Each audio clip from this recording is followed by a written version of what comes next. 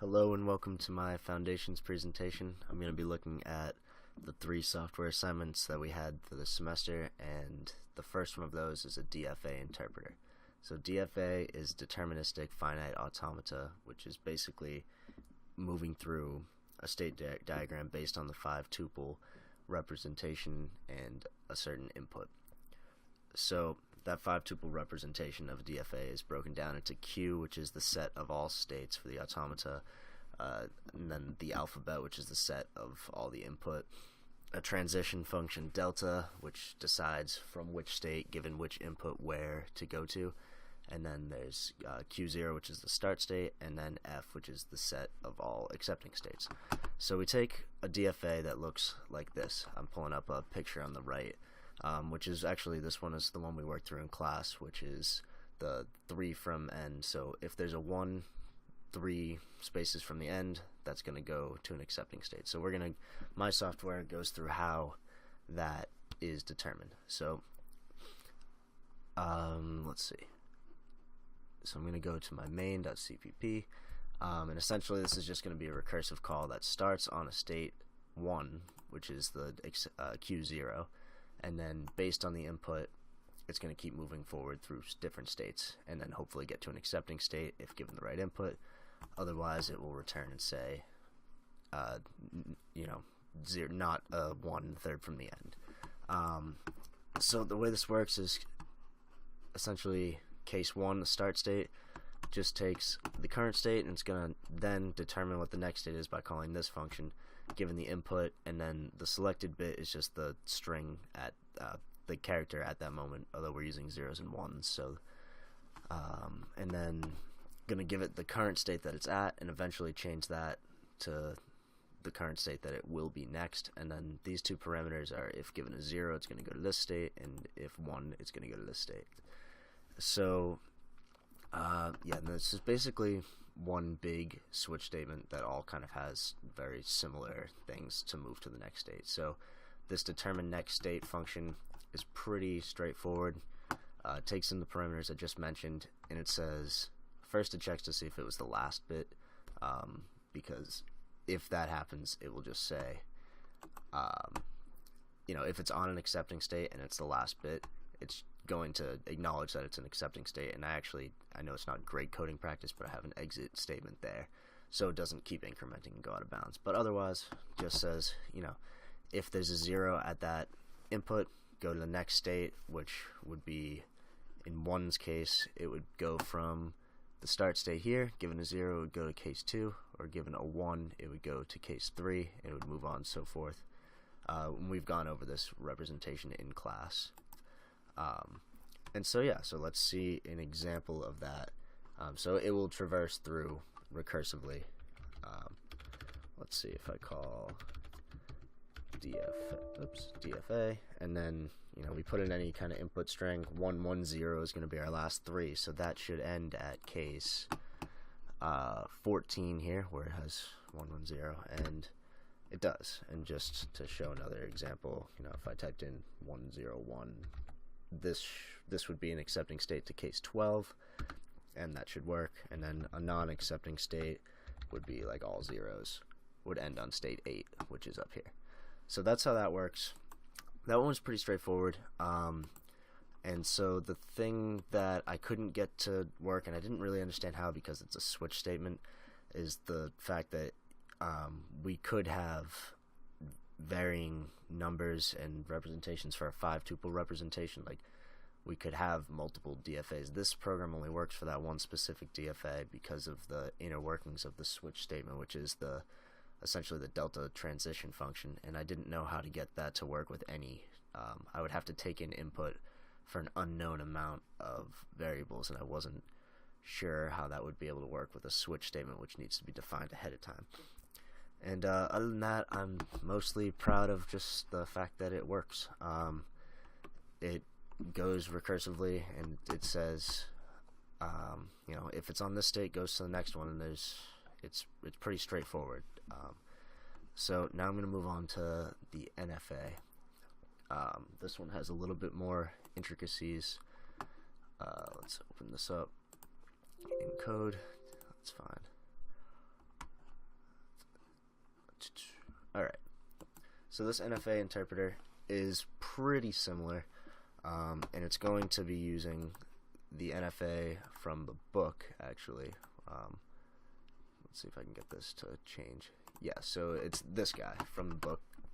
And the start state is up here at 1. I didn't draw the arrow there. Start state, which is also an accepting state, so it's Q0, and it's part of F, the set. And so the difference between an NFA and DFA is the fact that there are choices and there are epsilons. So you can see from case 2 to 3, it could go either it could go from 2 to 3 with either an A or a B. And say we went from 3 to 1 with an A, this epsilon gives it the opportunity to go back to 3 without taking any additional input. So what I had here, first I have, and I need to uncomment this, first I just had this creating an NFA, which essentially is trying to represent that picture that I just showed you, through essentially the same thing that we just looked at with the DFA, where it goes to a state and then determines the next state. The issues that I had here, and you can see the cases are a little bit bigger with based on the choices, but it does follow the same kind of, given an A, it moves from 1 to 2 or something. And there are only 3 states, and then 4 is the case that represents the empty state. So that would be in the event that, say at 3 we were given a B and it doesn't take a B anywhere, and it would just that would definitely not be in any kind of accepted state. So I just have it exit the program if that happens. So the issue that I had here, so let me move into that directory. The issue that I had here was the choices. I understand how they work, but I couldn't get it to work with, because there are choices, there are different branches of the NFA that it could go down, and I didn't know how to represent that kind of without just being totally random. So this is just, this is going over our Q and our alphabet, and then transition, the Q0, the start state, F, the set of accepting states, which is just 1. And then, so our delta function here this is just showing all the kinds of, if I'm at state 1, given an A, I go to, nothing, because it doesn't take an A, and then 1 would go to state 2, and so on and so forth. So if I was to write something like this, ABA, that actually gave me an error, because, let's see, I don't actually know. 1 doesn't accept an A, so that was a terrible example. But say I was given something that went like B, then A, and then A. That should be accepted.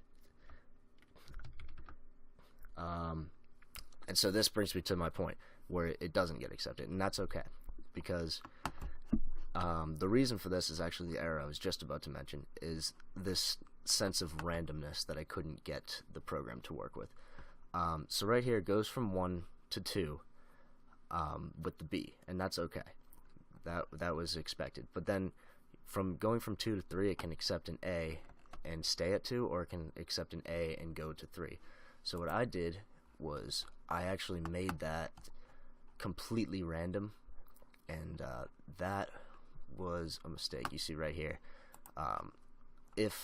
what I did was I filled a vector full of the possible states, so it could have 1 possible state that it could go to next, or it could have 2 possible states that it could go to next, or it could even have 3 possible states that it could go to next. So this example had 2. It could go from state 2 to stay at state 2, or state 2 to go to state 3.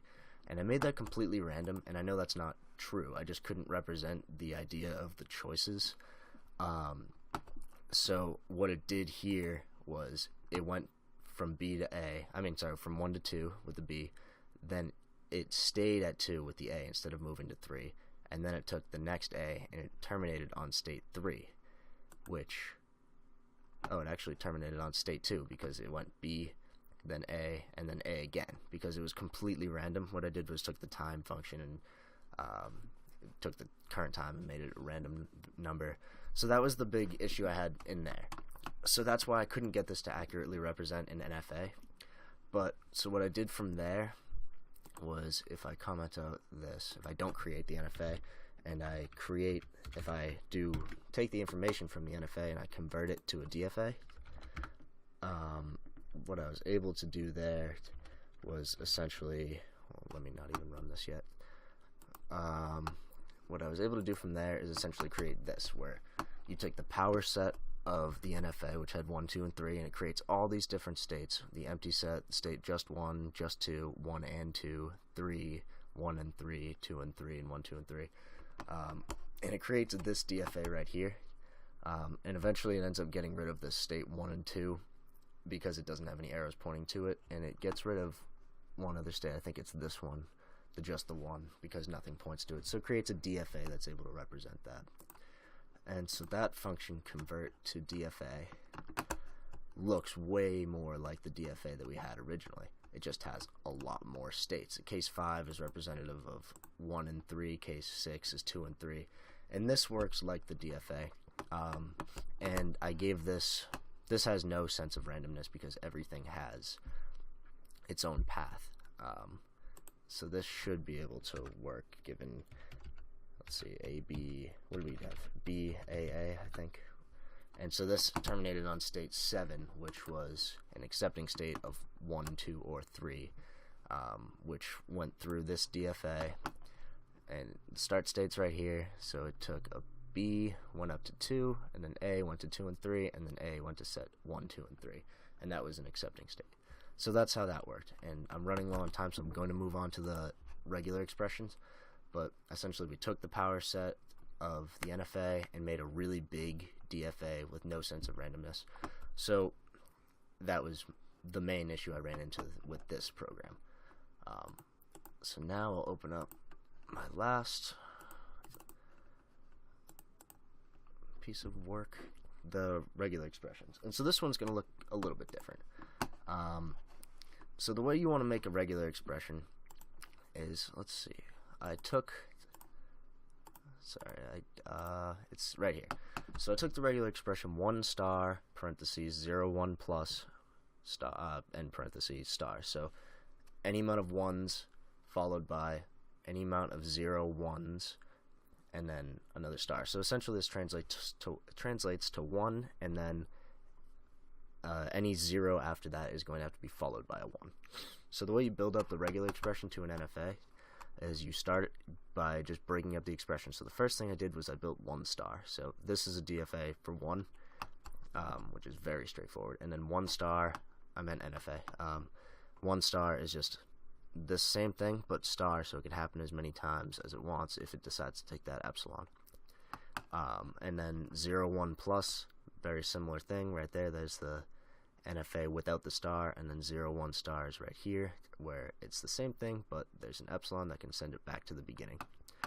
So you put all those together by having them essentially just putting them literally on top of each other and then connecting them with another epsilon to go to the start state, which essentially takes this accepting state and combines it with this start state to continue the regular expression. So you get the whole thing. So my functions do that. Creating 1 star. I used a bunch of nodes, so it gets a little bit messy. But I have a class called regex, which just has a node in it, and then that node points to a node where you would go to given a 0, a node where you would go to given a 1, a node where you would be going to an epsilon. And the reason I broke this into 2 is because there were a few different epsilons, and I wanted it to take a specific path so that I'd be able to show that it works. So epsilon 1s have the higher priority. That's where I'm actually sending them, but I have the epsilon 2s in there just to show that it could theoretically go there.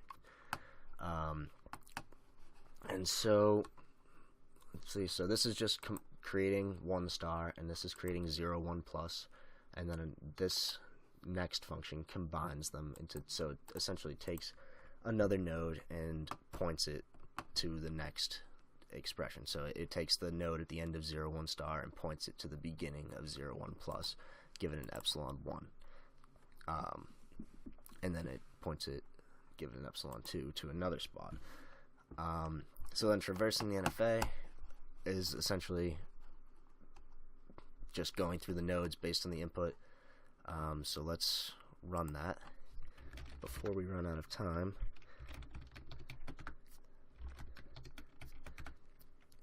So, sorry, those test numbers are still in there from when I was testing things.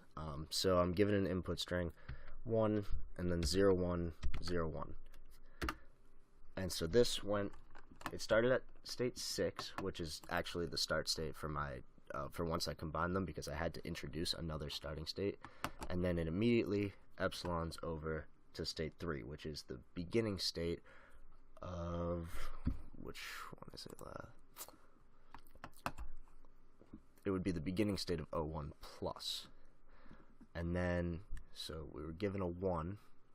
Oops, sorry, I meant the beginning state of 1 star. So given a 1, it goes to state 4, and then it epsilons to state 5, because it goes from the end state here to the beginning state of O1 plus. And then given that 0, it goes from 4 to, let's see, what am I doing? I think I messed up the, let's see, I messed up the path of the nodes, but it ends on state 5, which, let's just go see what state 5 is. Let's see, where am I? So this guy is state 5, so it ends on the start state of the second one, the O1 plus, taking a 0, taking a 1. Okay, so it went here, took a 0, took a 1, and ended on this guy, number 5, because the node then points, yeah, okay, so it takes a 0, takes a 1, and ends over here. And so that is essentially a very SparkNotes version of how this regular expression worked, just to show you that a couple other regular expressions work, because I did only one here. So I would take a 1, then a 0, 1, 0, 1, 0, 1, 0, 1. That's just going to go even farther back, and that's going to do this transition a bunch of times. So that's my presentation for Foundations. I hope this sheds light onto how I interacted with the material here. I was proud of building the regular expression from a bunch of different sections of NFAs, but I also had a little bit of trouble with things like randomness and being able to, this was a bunch of nodes, so I lost track of things a bunch of times. And so this only works for, again, one regular expression, so I wasn't able to take that much input, but I hope this shows some kind of learning. So thank you very much for your time, and I'll see you in class.